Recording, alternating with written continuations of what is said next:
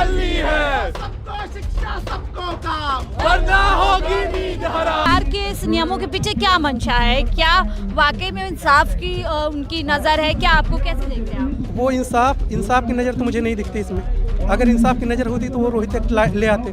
पहले week bill लाया जाता है और उसके बाद जनता उसके खिलाफ भी प्रतिरोध करती है और उसको भी स्टे कर दिया जाता है। इससे समझ में आता है हमारे देश में सरकार का और रेजिम की कोई मंशा ही नहीं है कि जातिगत जो भेदभाव होते हैं उसके खिलाफ कोई सख्त कानून लाने की मंशा ही नहीं है। आज सुप्रीम कोर्ट स्टे लगाई है, कल स्टे हटेगा भी। जैसे वो प्रेशर क्रिएट किए थे वैसे हम भी करेंगे। इन आंकड़ों के बावजूद हमारे देश में कोई सख्त कानून लाने के खिलाफ जो रवैया स्टेट का और कोर्ट का देखा गया है, उससे ये समझ में आता है कि जो बहुजन है हमारे देश के, जो अधिकतर लोग हैं, उनको ये सरकार की नजरों से देख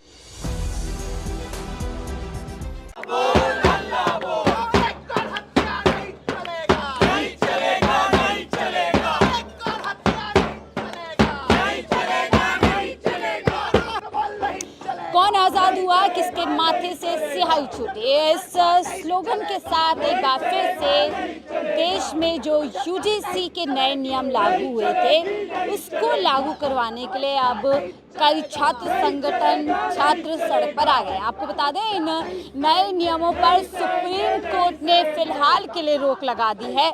जहां एक तरफ जो इस बिल के खिलाफ थे वो इस रोक के साथ खुश हुए हैं, तो वहीं जो लोग यूजीसी के नए नियमों को लागू करवाना चाहते थे वो इस रोक से कहीं ना कहीं, जो रोक लगाई गई है सुप्रीम कोर्ट से, उसको लेकर के नाखुश है, नाराज है।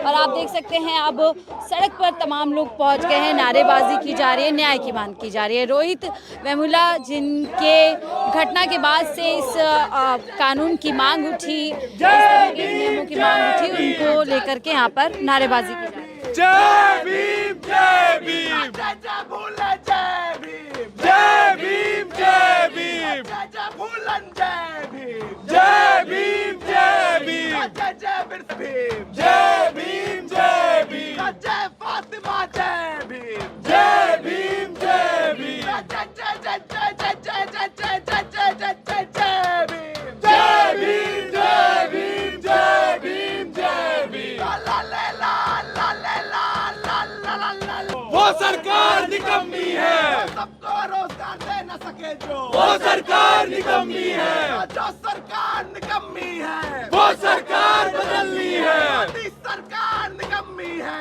मोदी सरकार बदलनी है, सबको शिक्षा सबको काम, वरना होगी नींद हराम, सबको शिक्षा सबको काम, वरना होगी नींद हराम। लाल लाल लहराएगा, तब होश ठिकाने आएगा, लाल लाल लहराएगा, तब होश ठिकाने याद है, याद है, पायल तन भी याद है, याद है, याद है, दर्शन ज्वान की याद है, याद है। तो अब छात्र क्यों इस कानून की मांग कर रहे हैं, क्यों यहाँ पर इकट्ठे हुए हैं और सुप्रीम कोर्ट की रोक को कैसे देख रहे हैं, लोगों से जुड़ते हैं और समझते हैं। क्या नाम है आपका? क्या नाम है? अजय। अजय, कैसे आप लोग देख रहे हैं? आप यूजीसी कानून की मांग कर रहे हैं, सुप्रीम कोर्ट ने रोक लगा दी है, क्या कुछ कहेंगे? ऑफकोर्स जो रोक लगानी चाहिए थी वो नहीं लगानी चाहिए थी, क्योंकि हमें जो यूजीसी एक्ट जो लागू किया गया था हमें उसमें भी सुधार की आवश्यकता है, क्योंकि जो यूजीसी एक्ट था उसमें जो कमेटी बननी चाहिए थी वो ऑफकोर्स बनने, जो वहाँ के स्टूडेंट्स हैं जो माइनॉरिटीज़ जो भी कास्टिज्म डिस्क्रिमिनेशन झेलते हैं उनके पक्ष में था, जो कि अभी जो जिसके नहीं होने पे उनके साथ जो शोषण है, डिस्क्रिमिनेशन होता है, जो अभी कंटिन्यू रहेगा। बस यही कहना चाहिए। तो यहाँ पर मांग कर रहे हैं, क्या मांग कर रहे हैं आप लोग यहाँ पर? यूजीसी रेगुलेशन जो स्टे लगाया गया उसके लिए वापस उसको लागू करने के लिए मांग किया गया है। आपको लग रहा है कि वापस लागू करना चाहिए? आपको क्यों लग रहा है कि क्यों नहीं करना चाहिए? आपसे पूछ मैम वही मेरा भी जवाब है, हम भी तो समझा आप क्यों चाह रहे कि नहीं हो। सुप्रीम कोर्ट कह रहा है इससे भेदभाव बढ़ेगा, एक भेदभाव की खाई बढ़ जाएगी। भेदभाव ऑलरेडी है, आपको कास्ट सिस्टम नहीं पता, आप इंडिया में हो तो आपने कभी फेस नहीं किया। ये भेदभाव ऑलरेडी है, एग्जिस्ट कर रहा है। वो भेदभाव ना हो, और जो अगर हो भी रहा है तो उसके खिलाफ कोई एक्शन लिया जा सके, उसके लिए डिमांड हो रहा है यहाँ पर। आपको लगता है नए नियम अगर लागू हो जाते हैं तो इससे जो है भेदभाव रुक पाएगा, न्याय मिल पाएगा? पर्सनली देखिए हमको तो नहीं लगता है, क्योंकि ऐसे एट्रोसिटी एक्ट भी है, लेकिन स्ट्रक्चरल सेफगार्ड एक खास समुदाय को मिला हुआ है, ठीक है। अब चाहे उनके वीसी हों, चाहे कहीं और भी बड़े पद में हो, तो स्ट्रक्चरल सेफगार्ड उनको मिला हुआ है। कंप्लेंट करने भी जाओ तो आपको बहुत अच्छे से पता है कि कंप्लेंट तक नहीं लिया जाता है। विशाल जी, आप कैसे देख रहे हैं? आप लोग यहाँ पर कह रहे हैं कि रोहित वेमुला के नाम से एक्ट बनना चाहिए, लागू होने चाहिए नियम। सुप्रीम कोर्ट ने इस पे रोक लगाई है। सुप्रीम कोर्ट ने जिस पे रोक लगाई है वो यूजीसी का जो नया आया था रेगुलेशन, उस पे रोक लगी है। रोहित एक्ट और इस रेगुलेशन में एक बड़ा अंतर ये है कि ये रेगुलेशन जो है वो यूनिवर्सिटी ग्रांट कमीशन के अंडर में आने वाले इंस्टीट्यूट जो हैं उन पे लगेगा। बाकी आईआईटी और एम्स ये हैं, ये बाहर रहेंगे इससे। तो सबसे ज़्यादा जो घटना इस तरह की देखी गई हैं वो देखी गई हैं आईआईटीज़ में और एम्स में। तो जब ये बाहर रहेंगे और इस तरह का रेगुलेशन पहली बात तो लग नहीं पाएगा, और वो भी डाइल्यूटेड तरीके का रेगुलेशन है। इसमें भी बड़ी बड़ी समस्याएं हैं। सबसे बड़ी चीज़ तो चेयरपर्सन जो होगा किसी भी संस्था का वही आएगा, पदेन जो चेयरपर्सन होगा कमेटी का वही होगा।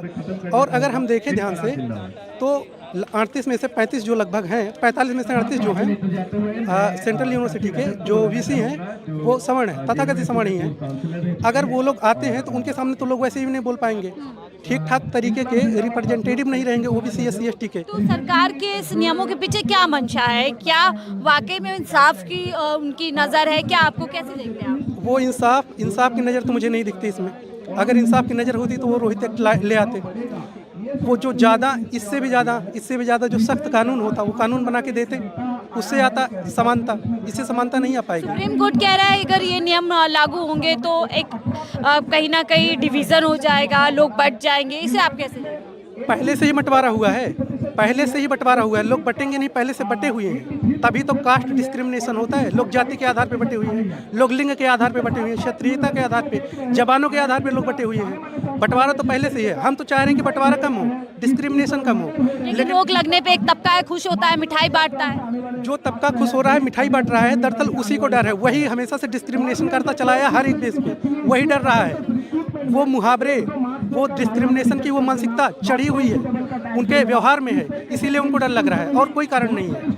यही कारण है, इसीलिए वो विरोध भी कर रहा है। स्टे लगने पे मिठाई भी बांट रहा है। आज सुप्रीम कोर्ट स्टे लगाई है, कल स्टे हटेगा भी। जैसे वो प्रेशर क्रिएट किए थे वैसे हम भी करेंगे।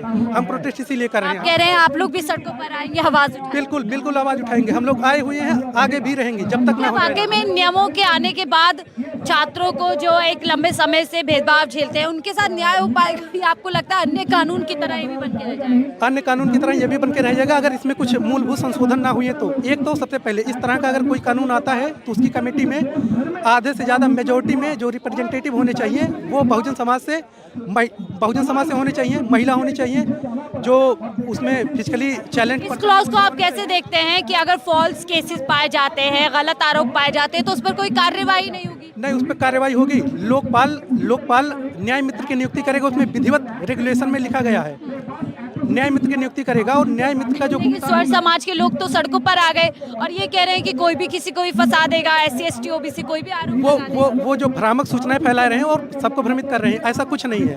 अगर आप उठा के राजपत्र को पढ़ेंगे तो उसमें ये एकदम साफ साफ मेंशन किया गया है। एक न्याय मित्र की जो होगी नियुक्ति होगी उसमें, और उसका जो शुल्क होगा वो इंस्टीट्यूशन ही। बिना पढ़े लोग सड़कों पर आ गए? बिल्कुल तमाम लोग तो बिना पढ़े ऐसे ही सुन के अफवाह सुन के आ गए सड़कों पे। क्या आपको लगता है इस घटना के बाद ये जो लोग सड़कें पे आए, जो लोग कहते थे जात पात की करो विदाई, हिंदू सब भाई भाई, उनकी असलियत सामने आ गई? बिल्कुल उनकी असलियत सामने आ गई। उनकी असलियत पहले से सामने आई थी।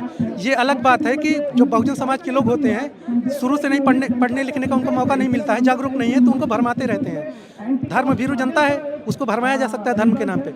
हालांकि अब उनकी असलियत तो सबके सामने खुल के आ गई है। इसी के इक्विटी नियम को फिलहाल सुप्रीम कोर्ट ने उनको रोक दिया है। आप कैसे देख रहे हैं?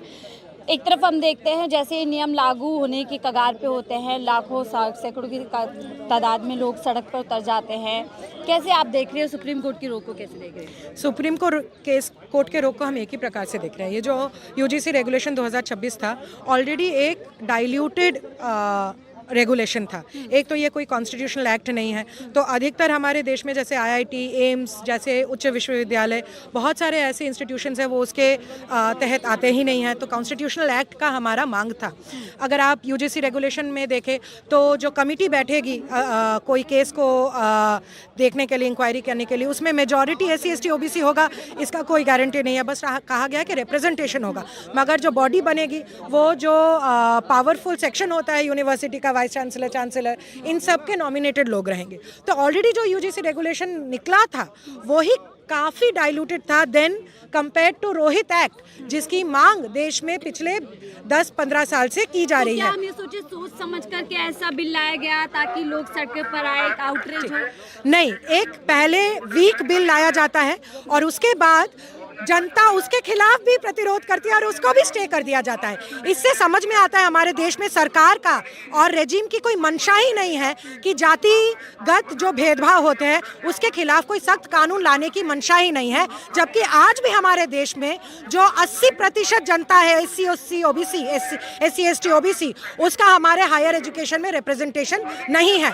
IIT एम्स में जो सुसाइड्स होते हैं, हम तो उसको इंस्टीट्यूशनल मर्डर कहते हैं, उसमें अधिकतर लोग हैं SC ST OBC। इन आंकड़ों के बावजूद हमारे देश में कोई सख्त कानून लाने के खिलाफ जो रवैया स्टेट का और कोर्ट का देखा गया है, उससे ये समझ में आता है कि जो बहुजन है हमारे देश के, जो अधिकतर लोग हैं, उनको ये सरकार की नज़रों से देखती है।